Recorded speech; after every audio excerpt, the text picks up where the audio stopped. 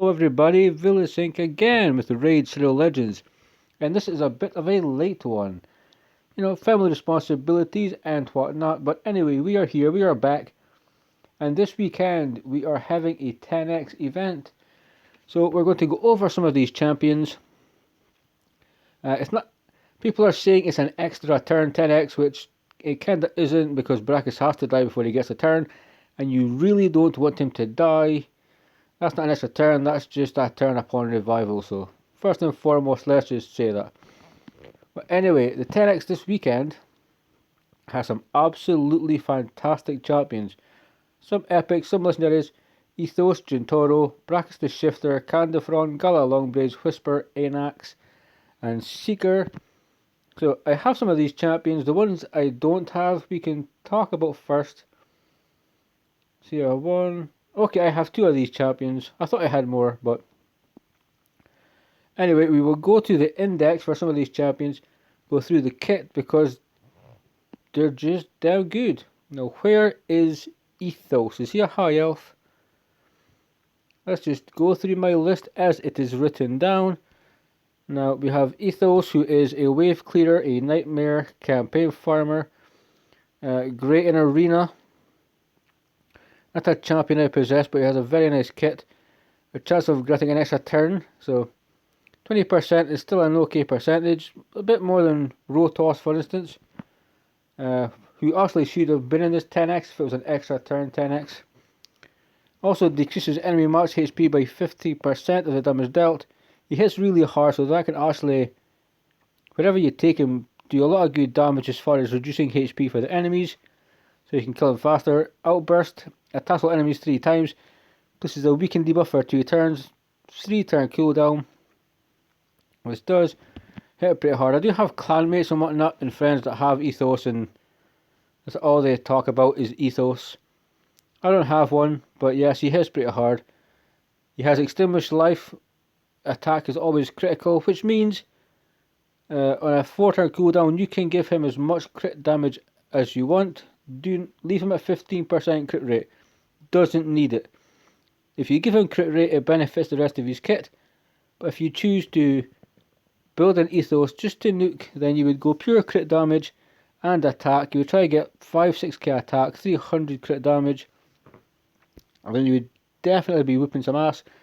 He also increases pardon me, ally critical rate in arena battles by 33%. So again, if it's for arena, you can build nukers to 67%, minus the 15% and the 5 from master race. I mean, that's 53% crit rate already, leaving you 47%. So he's a really good champion, really good nuker. Also helps you, gives you some leeway as far as building your other champions. He's the first one in this 10x.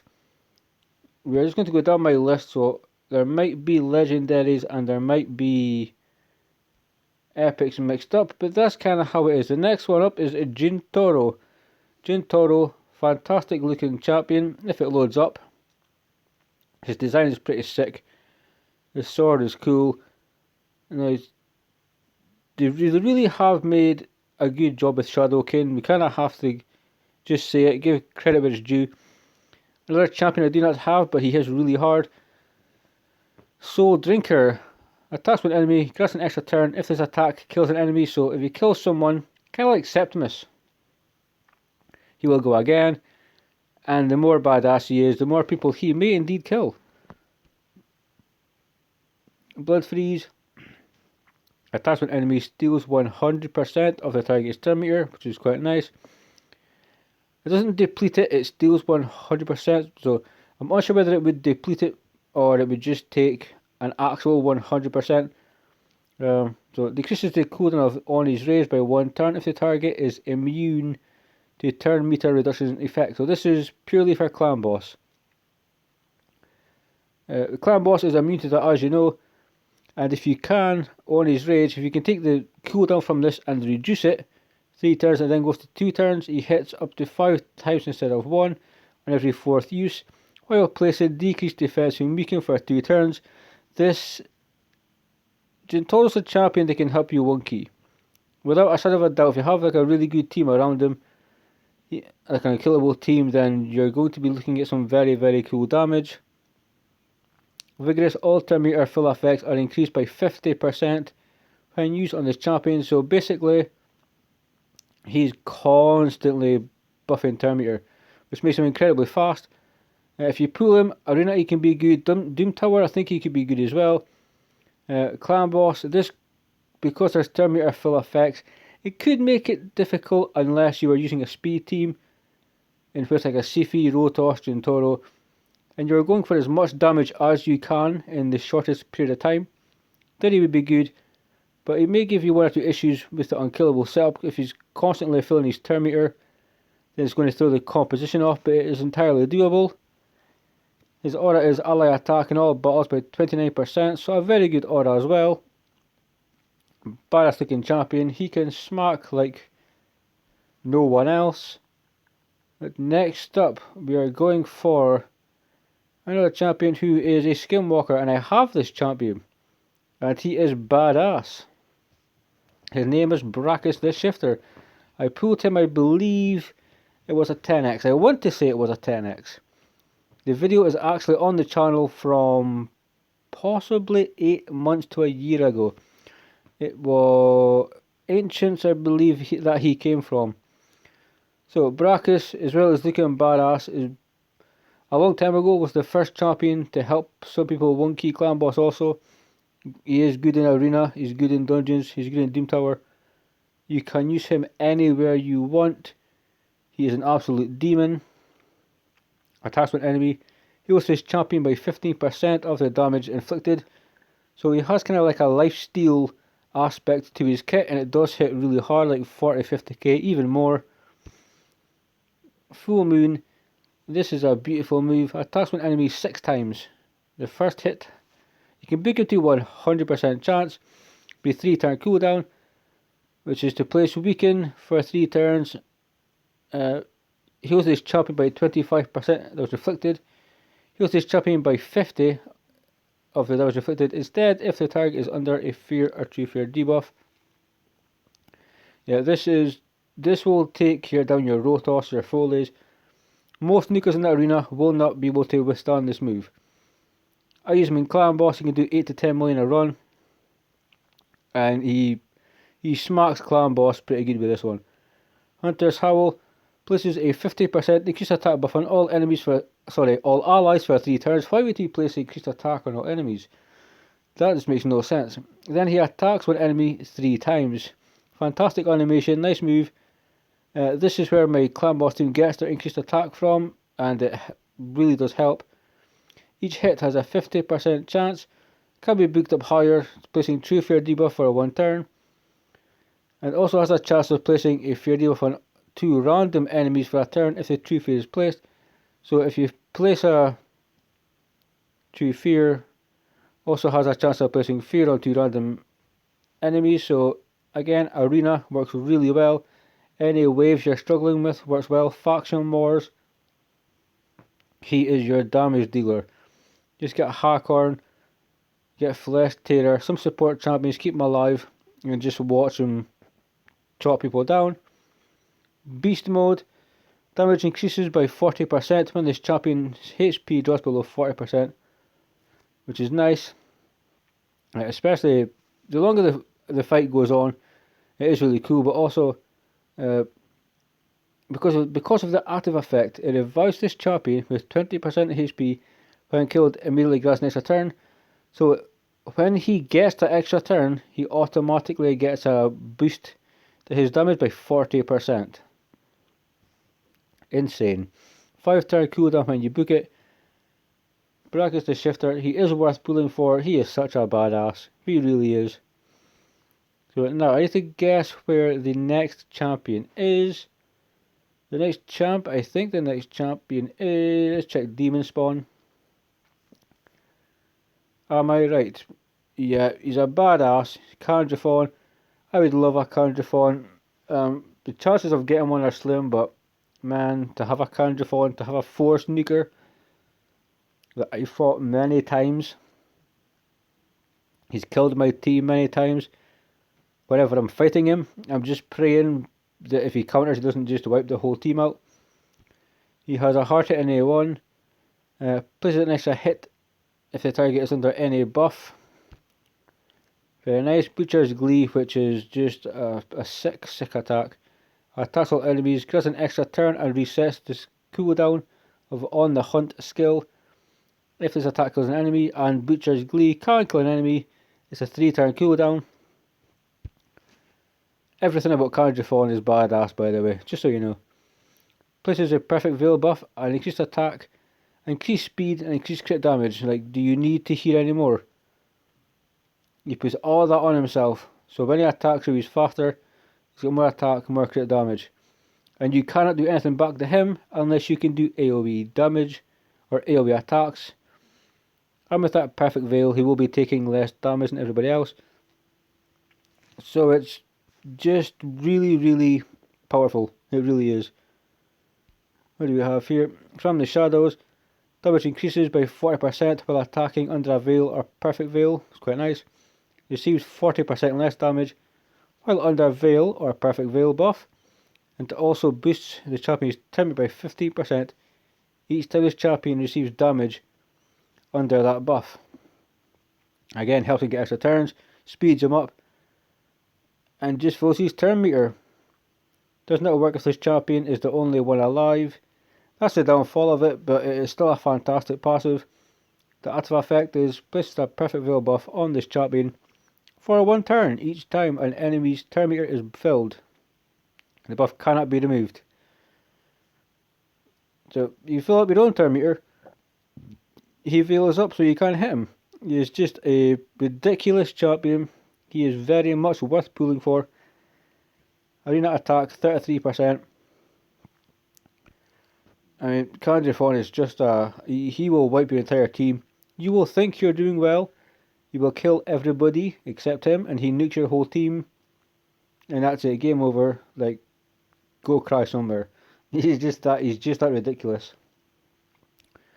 So all legendaries, Ethos, Jintoro, Brakus and Candaphron, definitely worth pulling for.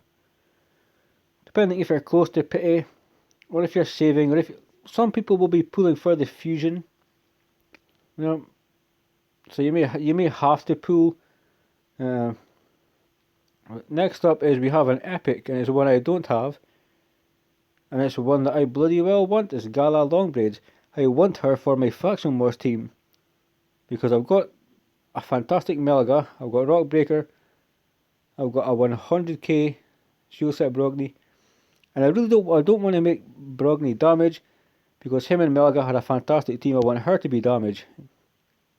Void champion, so a bit more tricky to get. Attacks an enemy 2 times, ignores 30% of the target's defense. Places a shield buff on this champion for 2 turns. The value of the shield is equal to 20% of the damage inflicted, which means she gets pretty good shields. She can do quite well there. Attacks with enemy, ignores 50% of the target's defense. When attacking under a shield buff, heals this champion by 50% of the damage inflicted. Places a shield buff on this champion equal to any surplus heals for 3 turns. Fearless aggression is just really nice. She does more damage under a shield buff. Like, ignores a ton of your defense as well. And the surplus heals, they can be really nice. Sheer Swagger is the multi-hit, so like your Rotos and other champions that are... Well, Rotos is a good example because his passive means he can't be one-shot.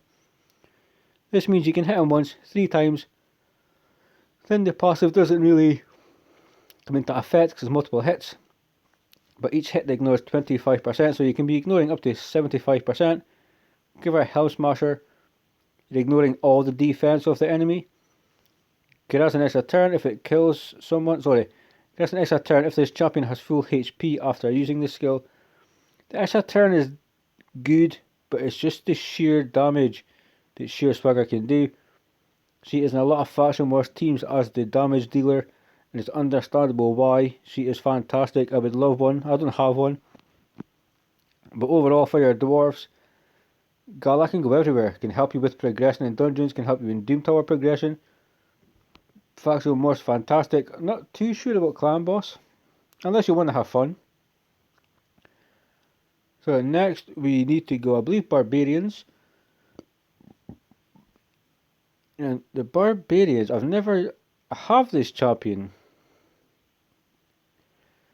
I forgot I have this champion, but I'm just thinking, has she ever been used?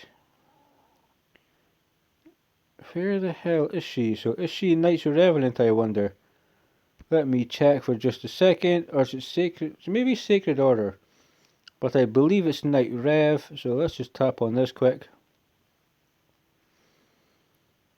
Never used her, so forgive the fact I cannot find her. I don't even know if she's that good. She's not really worth going for, unless you're very much end game and you want to fill the index. Attachment enemy, 50% chance placing a weakened debuff for 2 turns. And beak up a little bit. I mean, I'm just unsure about how our damage is, so I can't say it hits really well. But the debuff is okay. Attachment enemy places 50% increased attack buff and a 30% increased crit rate buff on herself for 2 turns. Before attacking, if the target has higher max HP, we'll ignore defense if the target is under a weakened debuff. So a bit situational as far as if this champion has higher or lower HP and so forth. We'll ignore defense if the target is under a weaken. So you have to set up that weaken unless she has it on her kit. We'll find out in a minute. And you can like cycle back to it. Yeah. Again, so if you set up the weaken first before she attacks, she'll attack twice. Extra turn if the target is under decreased defense and weaken. So I really don't believe she's that fantastic. 10% chance kissing this an extra turn. Blah blah blah. Critical increases damage. Blah blah blah. More damage to bosses. I still haven't really seen her ally attack in Dungeons Aura, which is not too bad actually. I've just never seen her being used too much. If you have used her, please tell me down below if you built her or if you gave her the light of day type of thing. Would be interesting to know everybody's thoughts on all the champions that we're covering in this video.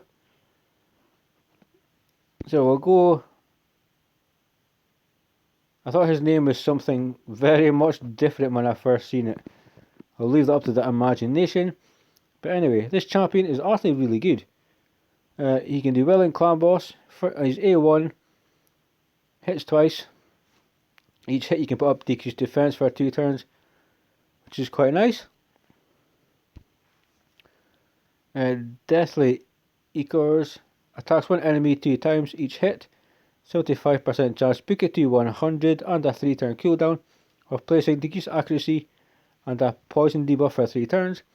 That can be quite nice as well. Decreased accuracy is useful. It's becoming more and more used now. It was introduced and it was kind of new. Just like increased accuracy as well. But it is a very strong debuff, especially if you're in an arena. Just for your debuffers that you're going to be fighting against. The poison never hurts to have poisons. Has a chance of placing a weakened debuff for 2 turns. Heals this champion by 50%. So if you set him up to do damage with some accuracy, he will do some nice damage. He will give you a weaken. He will also give you decreased accuracy along with poisons and decreased defense, which means he probably would be fantastic in Clan Boss. I know he's fantastic in Clan Boss. There's videos for that. He could also help you in the faction, I would think. I wouldn't see why not if you were just working your way up the stages. If you get him early enough, potentially that poison could help you in Dragon. Doom Tower, I wouldn't see why he couldn't come in some waves if he was like your only champion there. So, Revenant is the passive.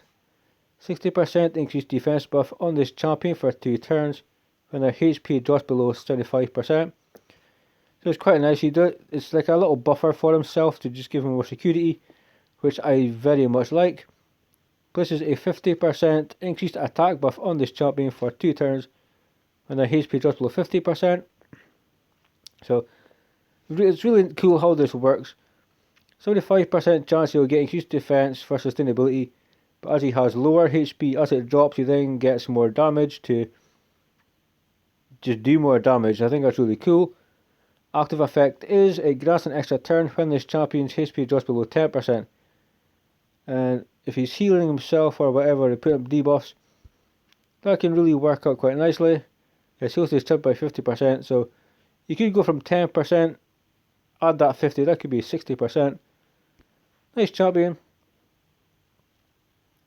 But the last one on the list is one I recently did a video on. I recently rebuilt him, and it is Seeker.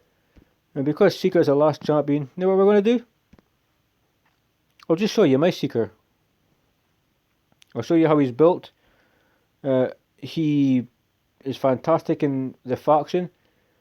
If you're up at 21 for that Valk waves, the provoke is ridiculous. You can turn off the A2 if you have a secondary booster apart from him. And all he will do is his A1, which means he will just continually provoke people. And it's extremely strong. It does take a few books, but this is the A1. This will help you in dungeons, help you progress through Doom Tower. You look at the most dangerous enemy, you provoke that enemy. People use him in Clan Boss, Bat Eater teams, Double Man Eater teams. Pardon me, yawning. There's so many variations of how you can use Seeker. It's because his kit is very, very, I would like to say underrated. And a lot of people kind of slept on him for quite some time. So the provoking the A1, really, really strong, badass. Like 50% chance to provoke, which means you will provoke most of the time. Tailwind, force determined of all allies by 30%. Really nice. Again, dungeons, Doom Tower, Clan Boss. An increase in your turn meter allows the team to go faster. Also places 50% decreased attack buff on all allies for 2 turns. Before granting an extra turn. That's a 3-turn cooldown, so you get turn meter, you get more attack to do more damage, and he will go straight from that into a provoke, which it's a 2-move kit, but it's actually really, really strong. I plan to wait until Magma Dragon is maybe like floor 80 and 90. I'm turning off the A2, I'm using just the A1 as my only provoker, and then we're going to see exactly kind of how good that is. Should be a lot of fun. Dark Blood heals this champion by 20% HP and places 60% increased defense debuff. Oh, sorry, buff, not debuff, buff on all allies for 2 turns when hit with a crit hit. So if you put him in the correct position in your arena team, as soon as you hit him, or AoE attack, whatever, everybody gets increased defense. Seeker will get a 20% heal. Clan Boss is the same. Put him in the right position, everybody gets increased defense. He keeps people alive, he provokes, he gives you turn meter, he gives you increased attack. You truly, of all epics, this is one of the epics that Seeker and Gala, from the epics I would actually pull for. Seeker is just really in a league of his own. I think he's slept. People slept on him. I don't understand that, because he's just really, really strong. You build him for Clan Boss, like I did. High accuracy. But it's, oh sorry, I will be having him in Clan Boss. High accuracy, some damage on him, and he will be unstoppable. So we have pretty good epics, pretty good legendaries. Ethos, Jintoro, Brakus the Shifter, Candaphron, epics, Gala Longbraids, Whisper, Anax and Seeker. That is this weekend. That is the 10x event, guys. I think that pretty much summarises it for this video. As far as the fusion goes, people will be pulling for that fusion. So I wish you the best of luck. I hope you get the champions you're looking for. And if you're not pulling for this fusion, and you're pulling specifically for one of these champions, please tell me down below who you're going for, and after you pull, tell me if you get it. And With that being said, I am Vilisink.